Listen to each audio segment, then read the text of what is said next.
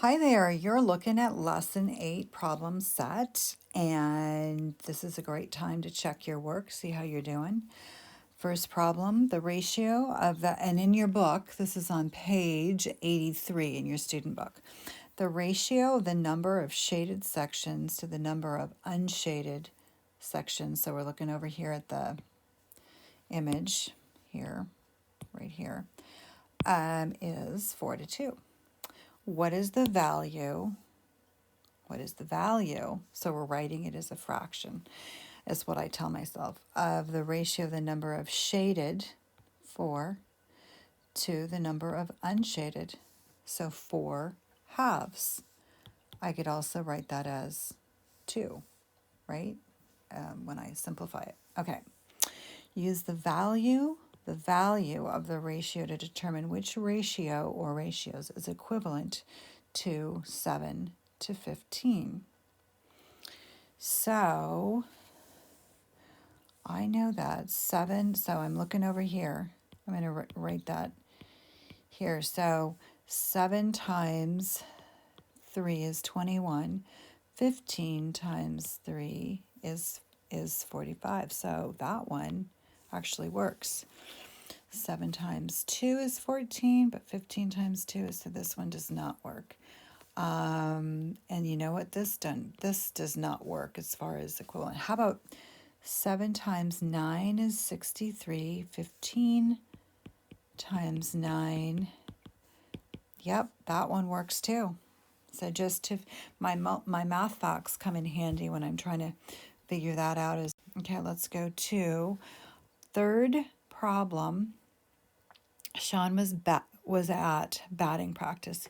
He swung 25 times, but only hit the ball 15 times. Describe and write more than one ratio related to this situation.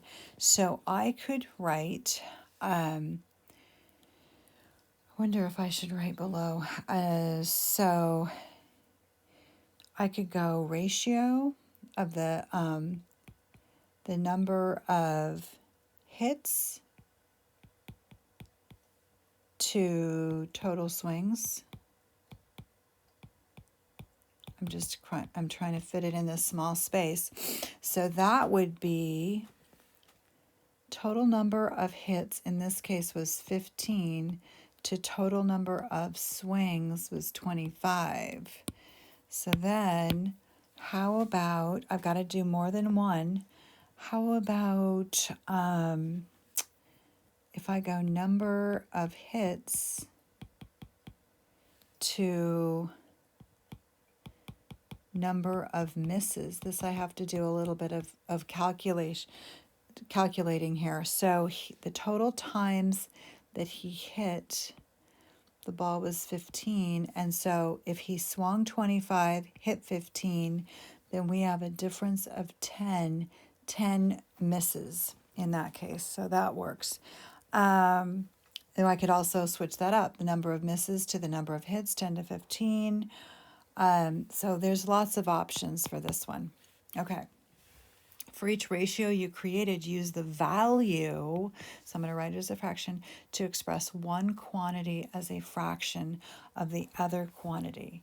So that means, so let me take the number of hits to the number of swings, the number of hits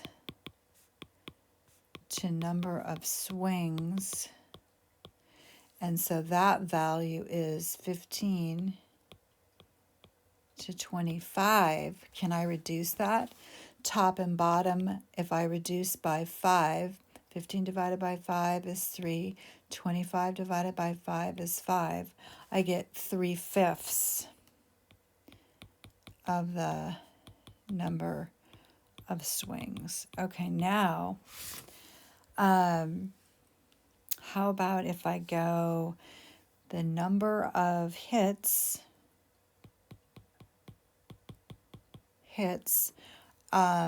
was 15 tenths, and if I divide, to reduce that, divide by 5, I get 3, divide by 5, I get 2, so, or 3 halves the number of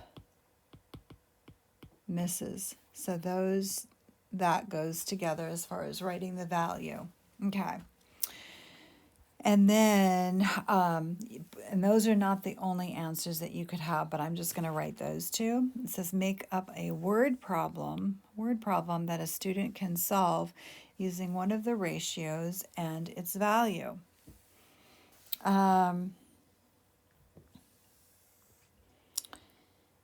If Sean estimates he will take 10 swings in his next game,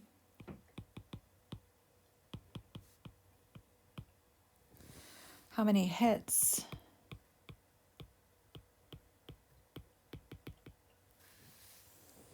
would he expect to get based on what we know, assuming that the hits to swings does not change. So based on what we know, what is he likely to do? We did the word problem. That's good. How about the next problem? Your middle school has 900 students. That's big. A third of the students bring their lunch instead of buying lunch at school. What is the value of the ratio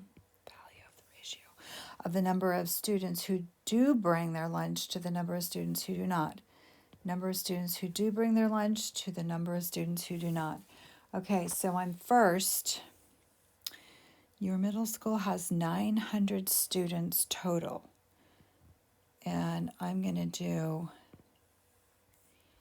here's 3 sections, okay? And it said 1/3 of the students bring their lunch. So this whole thing, this whole drawing, that value is 900. And it said a third, 1 out of 3, bring lunch. Right? I'm just going to shade that. Okay, and then it says the other 2/3, they don't bring their lunch. They get hot lunch. So if this whole thing, so 900 divided by 3 is 300. So I'm going to go with a different color. So so each of these chunks is 300. This is 300, this is 300, and this is 300. And so now I've got 1/3, and I know that means 300.